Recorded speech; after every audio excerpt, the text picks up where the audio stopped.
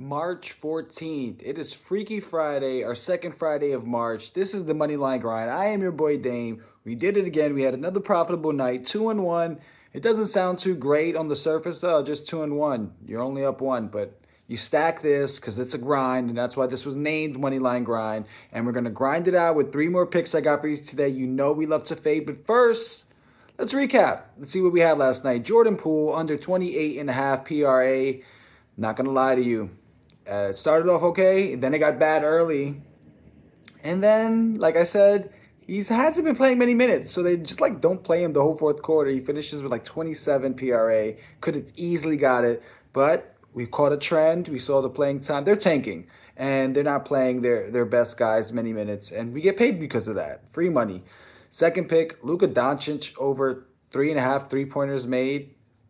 If you watched the game, you saw him go nuts for 45 points. This was easy money. Cash this in the second quarter. We got paid there. And then almost had the sweep. We needed Giannis to score 30. We needed over 29 and a half. I think he had 24. Maybe if the game is closer, he gets there. He had a big portion from the first and second quarter where he just didn't really shoot the ball much. But we're not tripping. We're up. We're up, and we're definitely profitable in the month. I'll grab some total numbers for you in the coming days and just try to put together what we're looking like for the season and the month. But let's jump into our picks. We got Darius Garland as our first fade of the day. We start the day with this all the time now. Garland under 27.5 points plus rebounds minus 108. He's averaging 23.6 on the season, but only 20 in his last 10, averaging 20.4 since the All-Star break. And he's under 28 PR in 10 of his last 11. Memphis allows the fifth fewest points per game to point guards. And when you look at Memphis at home, opponents shoot the fourth lowest field goal percentage and have the seventh fewest assists.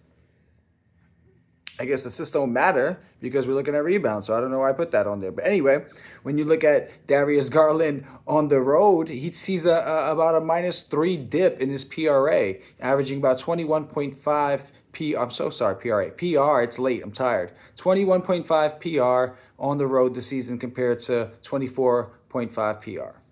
Second pick, another under. The fades have been hitting. I'm going to stick to what's working and what's getting us paid. Kel'el Ware of the Miami Heat under 16.5 PR minus 125.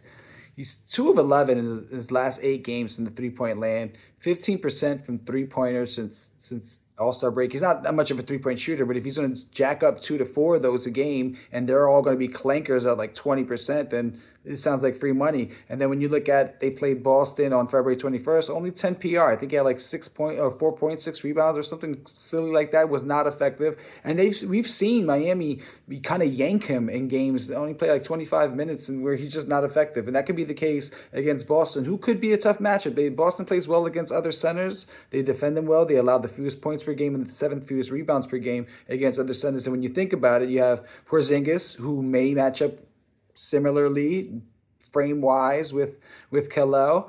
Porzingis has 3 more inches on him. Pause. Then you look at Horford. Horford has the body. He has more weight, and he has you can overrate veteran savviness as much as you want. Horford is proof that a vet has tricks up their sleeve all day, and they're effective if they know what they're doing. And Horford can give it to the rook and kind of put him in foul trouble even, or make him come out the defense and really extend the Celtics offense. So not feeling Kel'el Ware. Could have a game where he plays low minutes. Game could be a blowout. I just don't see it well for him, especially with the bodies that the Celtics have and their proven track record against centers this season. And then the third pick, our only over, and the one guy I would hate to ever want to root for, my least favorite person in the pride of the league, Dillon Brooks, over 13.5 points, minus 102. He's averaging 13.9 on the season, but over his last 9, 16.2. The Rockets are a little banged up, no Amen Thompson, so there's a little bit more shots to go around. Let's see here. He's over 13 points in 2 of his 3 games versus Dallas this season, averaging 15 points in those 3 games. But he's shooting 12. He shot 12 of his last 25 from 3, which is 40%. And that's over the last 3 games. So that's 4 threes a game right there over his last 3. And he's shooting, 46%. 46% on that.